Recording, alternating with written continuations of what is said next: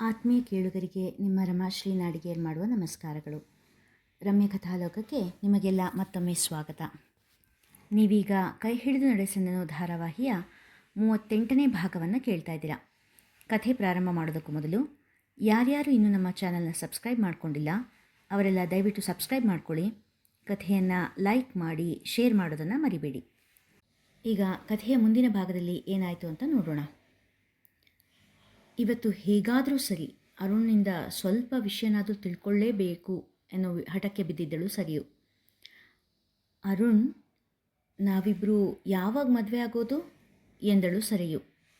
ತಾನು ಕೂತ ಜಾಗದಿಂದ ಸ್ವಲ್ಪ ಸರಿದು ಅರುಣ ಹಾಗೂ ತನ್ನ ನಡುವಿನ ಅಂತರವನ್ನು ಸ್ವಲ್ಪ ಕಡಿಮೆ ಮಾಡಿದ್ದಳು. ತಮ್ಮಿಬ್ಬರ ನಡುವಿನ ಅಂತರ ಕಡಿಮೆಯಾಗಿದ್ದು ಗಮನಿಸಿದ ಅರುಣ್ ಮನದಲ್ಲೇ ನಕ್ಕ. ಮದುವೆ ಅನ್ನೋ ಒಂದು ಅಸ್ತ್ರ ಸಾಕು ಈ ಸರಿಯೋನ ನಾನು ಹೇಳ್ದಾಗೆ ಕುಣಿಯೋ ಹಾಗೆ ಮಾಡೋಕೆ ಎಂದುಕೊಂಡನು. ದಿಕ್ಕಿಲ್ಲದ ಈ ಹೆಣ್ಣು ಭದ್ರ ಭವಿಷ್ಯಕ್ಕಾಗಿ ತಾನು ಆಡಿಸಿದಂತೆ ಆಡುವ ಗೊಂಬೆಯಾಗುವಳು ಎಂಬ ಹುಸಿ ಕಲ್ಪನೆಯಲ್ಲೇ ಮುಳುಗಿದ್ದನು. ತನ್ನ ಮಾತಿಗೆ ಉತ್ತರ ಬರೆದಿದ್ದಾಗ, ಅರುಣ್, ನನ್ನ ಮಾತಿಗೆ ಉತ್ತರನೇ ಕೊಡ್ತಿಲ್ಲ ನೀವು, ನನ್ನ ಮದುವೆ ಆಗೋದಿಲ್ವಾ ಎಂದು ಕಣ್ತುಂಬಿ ಕೇಳಿದಳು. ಛೇ, ನಾನೆಲ್ಲ ಹಾಗೆ ಹೇಳಿದೆ ಸರಿಯೋ, ನೀನು ನನ್ನ ಜೀವ, ನನ್ನ ಗುರಿ ಸಾಧನೆ ಆದ ಕೂಡಲೇ ನಮ್ಮ ಮದುವೆ ಎಂದವನ ಮಾತಿಗೆ ಉತ್ತರವಾಗಿ, ಏನಪ್ಪ ಅದು ಅಂಥ ಗುರಿ ಸಾಧನೆ ಎಂದು ತುಟಿ ಉಬ್ಬಿಸಿ ಕೊರಳು ಕೊಂಕಿಸಿ ನುಡಿದಳು. ಬೃಂದಾವನ, ಅದೇ ನನ್ನ ಗುರಿ, ಅದೇ ನನ್ನ ಕನಸು ಎಂದು ಹೇಳಿದವನು ಕಡೆಗಣ್ಣಲ್ಲಿ ಸರಿಯುವಿನ ಮುಖದಲ್ಲಿ ಏನಾದರೂ ಬದಲಾವಣೆಗಳಾಗುವೆ ಎಂದು ಗಮನಿಸುತ್ತಿದ್ದ. ಅವಳ ಮುಖದಲ್ಲಿ ಕೋಪದ ಲವಲೇಶವೂ ಕಾಣಿಸದೆ ಸ್ವಲ್ಪ ಗಾಬರಿ ಮತ್ತು ಸ್ವಲ್ಪ ಆಶ್ಚರ್ಯಭಾವ ಮಾತ್ರ ಕಂಡಾಗ ಸ್ವಲ್ಪ ನಿರಾಳನಾದನು. ಈ ಬೃಂದಾವನಕ್ಕೆ ನಾನೇ ರಾಜ, ನೀನೇ ರಾಣಿ. ಸ್ವಲ್ಪ ಕಲ್ಪನೆ ಮಾಡ್ಕೋ ಸರಿಯು. ಆ ಮನೇಲಿ ಈಗ ನೀನು ಆಲ್ಮೋಸ್ಟ್ ಕೆಲಸದೋಳ ಥರನೇ ಇದೆಯಾ. ಅಲ್ಲೇ ನೀನು ಒಡ್ತಿಯಾದರೆ ಹೇಗಿರುತ್ತೆ? ಅಷ್ಟು ದೊಡ್ಡ ಮನೆ, ಕಾರು, ಆಸ್ತಿ, ಎಸ್ಟೇಟ್ ಎಲ್ಲ ನಮ್ಮದಾದರೆ ಎಷ್ಟು ಚೆನ್ನಾಗಿರುತ್ತೆ ಅಲ್ವಾ ಎಂದು ಅವಳಲ್ಲೂ ದುರಾಸೆಯ ಬೀಜ ಬಿತ್ತಲು ಪ್ರಯತ್ನಿಸಿದನು. ಅವನ ಪ್ರಯತ್ನ ಫಲಿಸಿತು ಎಂಬಂತೆ, ನಿಜವಾಗ್ಲೂ ಅದೆಲ್ಲ ನಮ್ಮದಾಗುತ್ತಾ ಎನ್ನುತ್ತಾ ಆಸೆಯ ಭಾವದಿಂದ ಉಲ್ಲಾಸ ಚಿತ್ತದವಳಾಗಿ ಕನಸಿನಲ್ಲಿ ಇರುವಂತೆ ನುಡಿದಳು. ಖಂಡಿತ ಆಗುತ್ತೆ, ಆದರೆ ಅದಕ್ಕೆ ನಿನ್ನ ಸಹಕಾರ ಬೇಕು. ಹೇಳಿ ಸರಿಯೋ, ನೀನು ನನಗೆ ಸಹಾಯ ಮಾಡ್ತೀಯಲ್ಲ ಎಂದವನ ಕೈಯಲ್ಲಿ ಕೈ ಬೆರೆಸಿ, ನೀವು ಏನೇ ಮಾಡಿದರೂ ನಮ್ಮ ಭವಿಷ್ಯಕ್ಕೆ ತಾನೇ, ಖಂಡಿತ ನಾನು ನಿಮಗೆ ಪೂರ್ತಿ ಸಹಾಯ ಮಾಡ್ತೀನಿ ಎಂದಳು ಅರುಣನ ಕಣ್ಣಲ್ಲಿ ಕಣ್ಣಿಟ್ಟು. ಇನ್ನು ಬೃಂದಾವನ ತನ್ನದಾಗುವ ದಿನ ತುಂಬ ದೂರವಿಲ್ಲವೆಂದು ಅರುಣ್ ಕನಸಿನಲ್ಲಿ ಮುಳುಗಿದರೆ, ಸರಯು ತನ್ನ ಮೇಲೆ ಅರುಣನಿಗೆ ಅನುಮಾನ ಬಾರದಂತೆ ನಟಿಸಿದ್ದಕ್ಕೆ ತನಗೆ ತಾನೇ ಶಭಾಷಿ ಕೊಟ್ಟುಕೊಳ್ಳುತ್ತಿದ್ದಳು. ಏನತ್ತೆ, ನಿನ್ನ ಮಗಳು ಸುದ್ದಿ ಏನೂ ಇಲ್ವಾ? ಹೊಸ ಹುಡುಗಿಯ ಅಮಲು ಬಿಟ್ಟ ಪ್ರಶಾಂತ ನಾಗಮ್ಮನವರನ್ನು ಹುಡುಕಿ ಬಂದಿದ್ದ. ಮೊದಲೆಲ್ಲ ಸರಿಯುವಿನ ಗುಂಗು ಹತ್ತಿಸಿಕೊಂಡು ಹುಚ್ಚನಂತೆ ತಿರುಗುತ್ತಿದ್ದ ಪ್ರಶಾಂತ ಹೊಸ ಹುಡುಗಿ ಪಲ್ಲವಿಯನ್ನು ಕಂಡೊಡನೆ ಅವಳ ಬೆನ್ನು ಬಿದ್ದಿದ್ದ. ತಲೆಗೇರಿದ ಹೊಸ ಹೆಣ್ಣಿನ ಅಮಲು ಇಳಿದಾಗ ಮತ್ತೆ ಸರಿಯುವಿನ ಮನೆ ಕಡೆ ಮುಖ ಮಾಡಿದ್ದ.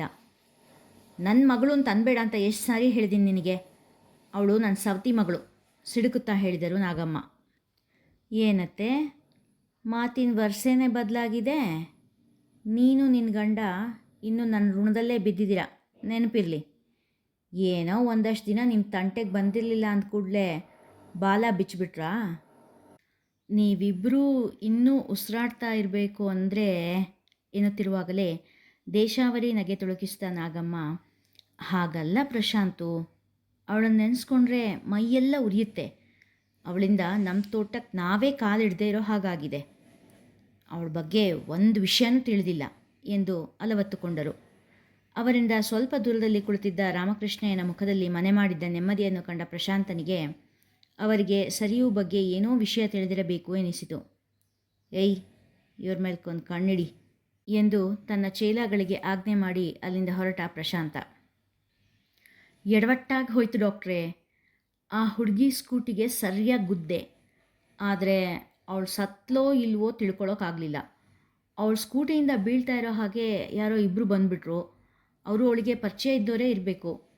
ಹತ್ತಿರ ಹೋಗಿ ನೋಡೋಣ ಅನ್ನೋಷ್ಟರಲ್ಲಿ ಜನ ಸೇರಿಬಿಟ್ರು.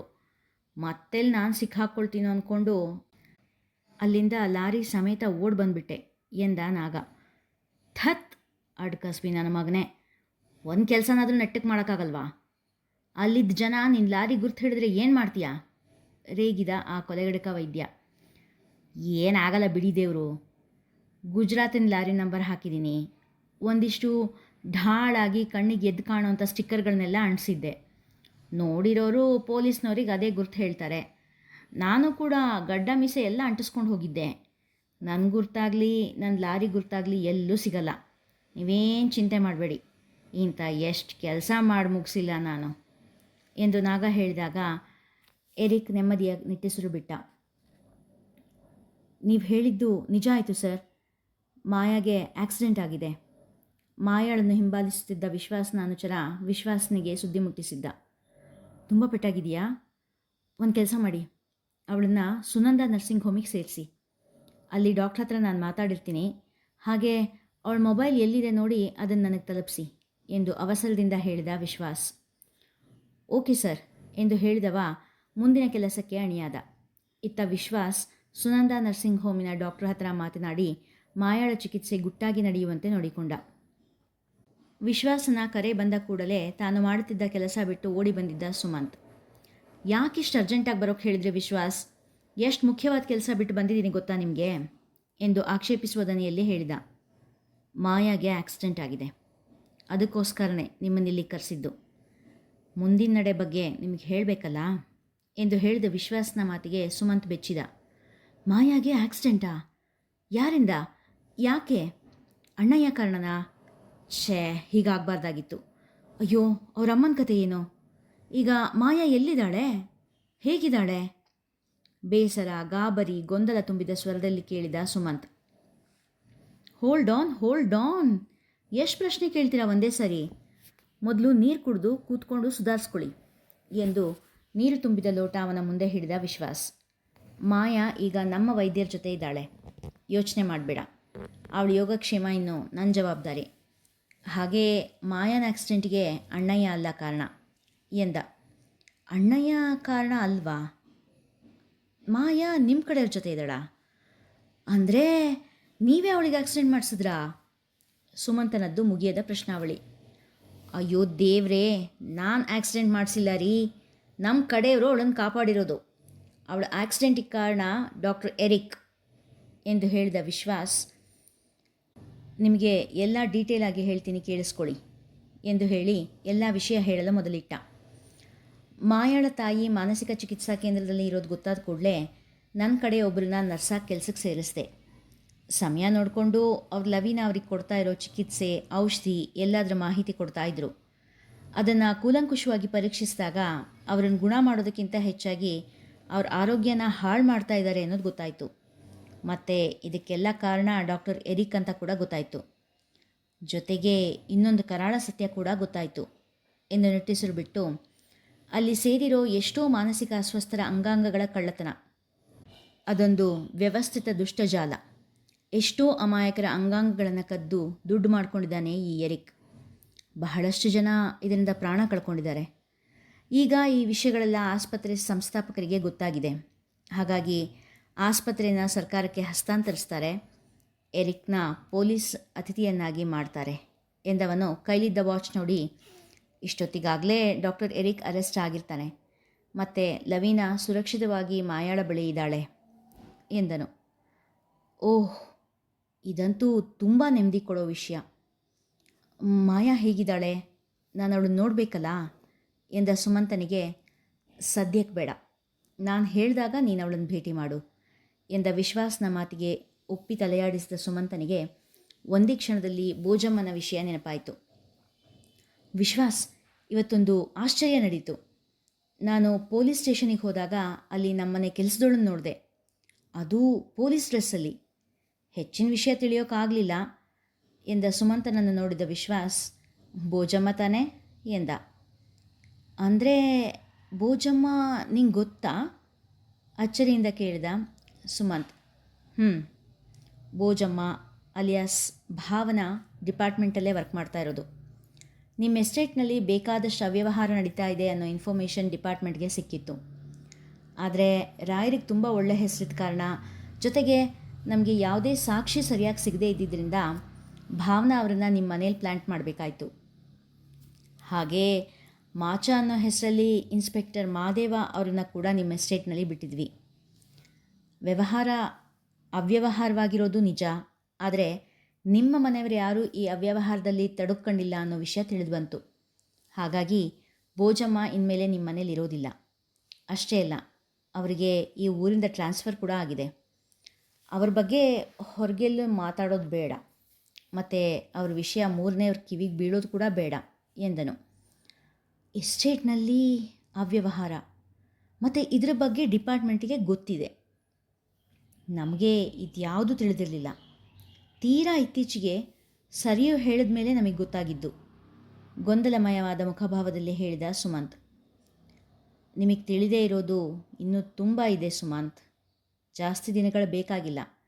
ಎಲ್ಲ ರಹಸ್ಯಗಳು ಒಂದೊಂದಾಗಿ ಅನಾವರಣಗೊಳ್ಳುತ್ತೆ ಎಂದ ವಿಶ್ವಾಸ್ನ ಮಾತಿನ ತಲೆಬುಡ ತಿಳಿಯದ ಸುಮಂತ್ ಸುಮ್ಮನೆ ಕುಳಿತ. ಒಂದೆರಡು ಹೆಜ್ಜೆ ಮುಂದೆ ನಡೆದ ವಿಶ್ವಾಸ್, ಸುಮಂತ್, ಇಲ್ಲಿ ನಡೆದ ಮಾತುಕತೆ ಮತ್ತೆ ಬೇರೆ ಯಾರಿಗೂ ತಿಳಿಯೋದು ಬೇಡ. ನಿಮ್ಮ ಒಳ್ಳೆಯದಕ್ಕೆ ಹೇಳ್ತಾ ಇರೋದು ಎಂದು ಹೇಳಿ ಹೊರ ನಡೆದ. ಒಂದೇ ಸೂರಿನಡಿ ಇದ್ದರೂ ಪ್ರೇಮಿಗಳು ಒಬ್ಬರನ್ನೊಬ್ಬರು ಭೇಟಿಯಾಗದೆ ದಿನಗಳೇ ಕಳೆದು ಹೋಗಿದ್ದವು. ಸರೆಯು ಅರುಣನ್ನು ಕೆಡ್ಡಕ್ಕೆ ಬೀಳಿಸುವುದರಲ್ಲಿ ನಿರತಳಾಗಿದ್ದರೆ ಸುಮಂತ್ ಮನೆಯ ಸಮಸ್ಯೆಗಳಲ್ಲೇ ಹೈರಾಣ. ಮಾನಸಿಕವಾಗಿ ಜೊತೆ ಇದ್ದರೂ ಒಬ್ಬರಿಗೊಬ್ಬರ ಸಾಂಗತ್ಯ ಮಾತ್ರ ಕನಸಲ್ಲಿ, ನೆನಪಲ್ಲಿ ಅಷ್ಟೇ. ವಿಶ್ವಾಸ್ ಹೇಳಿದಂತೆ ಸರೆಯು ಸುಮಂತನ ಕಡೆ ಗಮನ ನೀಡದಂತಿದ್ದಳು. ಅವಳ ಗಮನವೆಲ್ಲ ಈಗ ಅರುಣನ ಕಡೆ. ಸುಷ್ಮಾ ಹೇಳಿದಂತೆ ಅಪ್ಪುವಿಗೆ ಏನಾದರೂ ತೊಂದರೆ ಆಗಬಹುದೆಂಬ ಭಯ ಕೂಡ ಸರೆಯುವನ್ನು ಅಪ್ಪುವಿಗೆ ಅಂಟಿಕೊಂಡೇ ಇರುವಂತೆ ಮಾಡಿತ್ತು. ಸುಮಂತ್, ಪ್ರಶಾಂತು ಮತ್ತೆ ಮನೆ ಹತ್ರ ಬಂದಿದ್ದ ಕಣಪ್ಪ. ರಾಮಕೃಷ್ಣಯ್ಯ ಸುಮಂತನಿಗೆ ಫೋನ್ ಮಾಡಿ ವಿಷಯ ತಿಳಿಸಿದ್ದರು. ಇತ್ತೀಚೆಗೆ ಪ್ರಶಾಂತನ ಗಮನ ಅವರ ಮೇಲೆ ಇರದಿದ್ದರಿಂದ ಸುಮಂತನಿಗೆ ನೇರವಾಗಿ ಫೋನ್ ಮಾಡುತ್ತಿದ್ದರು ರಾಮಕೃಷ್ಣಯ್ಯ. ಅಯ್ಯೋ ದೇವ್ರೇ, ಮತ್ತಿವನ್ ತೊಂದರೆ ಶುರುವಾಯ್ತಾ? ಈಗಿರೋದೇ ಬೇಕಾದಷ್ಟಿದೆ ಎಂದವನು, ಮಾವ, ನೀವು ಸದ್ಯಕ್ಕೆ ನನಗೆ ಫೋನ್ ಮಾಡಲೇಬೇಡಿ. ನನ್ನ ನಂಬರ್ ಕೂಡ ಅಳಿಸ್ಬಿಡಿ. ಸರಿಯೂ ಆರಾಮಾಗಿದ್ದಾಳೆ, ಅವಳ ಬಗ್ಗೆ ಏನೂ ಯೋಚನೆ ಮಾಡಬೇಡಿ. ನಿಮಗೇನಾದರೂ ವಿಷಯ ತಿಳಿಸೋದಿದ್ದರೆ ನಾನು ಗೀತಾನ ಮೂಲಕ ತಿಳಿಸ್ತೀನಿ ಎಂದು ಧೈರ್ಯ ಹೇಳಿದ ಸುಮಂತ್ ಸರಿಯುವಿಗೂ ಈ ವಿಷಯ ತಿಳಿಸಬೇಕು ಎಂದುಕೊಂಡನು. ಅಂದುಕೊಂಡಾಗಲೇ ತಿಳಿಸಿದ್ದಿದ್ರೆ ಮುಂದಾಗಬಹುದಾಗಿದ್ದ ಅನಾಹುತ ತಡೆಯಬಹುದಿತ್ತೇನೋ. ಆದರೆ ವಿಧಿಯ ಬರಹ ಬದಲಿಸೋಕ್ಕೆ ಯಾರಿಂದ ಸಾಧ್ಯ ಇದೆ ಅಲ್ವಾ? ಇಲ್ಲಿಗೆ ಇಂದಿನ ಸಂಚಿಕೆ ಮುಕ್ತಾಯವಾಯಿತು. ಮುಂದಿನ ಕಥೆ ಮುಂದಿನ ಸಂಚಿಕೆಯಲ್ಲಿ. ಕಥೆ ಇಷ್ಟವಾಗಿದ್ದರೆ ಹೆಚ್ಚು ಹೆಚ್ಚು ಜನರಿಗೆ ಶೇರ್ ಮಾಡಿ, ಲೈಕ್ ಮಾಡಿ, ಕಮೆಂಟ್ ಮಾಡಿ ಪ್ರೋತ್ಸಾಹಿಸೋದನ್ನು ಮರಿಬೇಡಿ. ಧನ್ಯವಾದಗಳು.